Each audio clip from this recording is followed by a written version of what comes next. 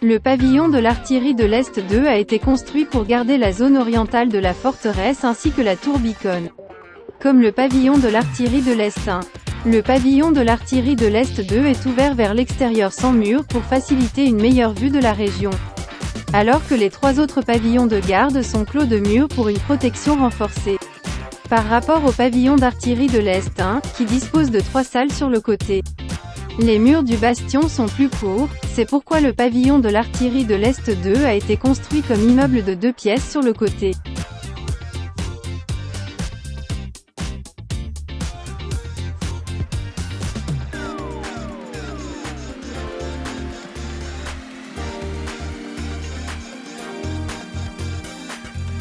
Un pavillon d'artillerie, appelé polu en coréen, est une structure en saillie vers l'extérieur surmontée d'un pavillon, à l'intérieur duquel l'artillerie est installée pour être utilisée pour attaquer l'ennemi avec des canons.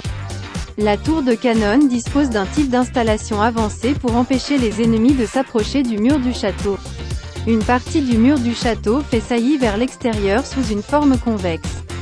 Les bâtiments étaient disposés de la même manière que les bastions de Suwon-Hwasong. L'intérieur du 3e étage a été vidé comme Gongsim-dong de Suwon-Hwasong et le canon était caché à l'intérieur. Il s'agit d'une installation conçue pour attaquer des ennemis étrangers. Les 3 à 6 étages inférieurs étaient en pierre de granit, et la partie supérieure était en briques.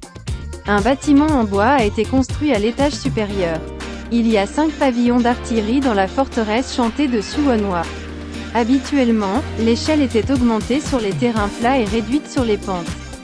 Les pavillons d'artillerie de Suwon-Hwasong ont été construits avec différentes tailles et hauteurs pour chaque étage, en fonction du terrain et des conditions environnantes. Les pavillons d'artillerie de Suwon-Hwasong sont construits en briques, servant de lieu pour attaquer des personnes avec de l'artillerie ou des canons.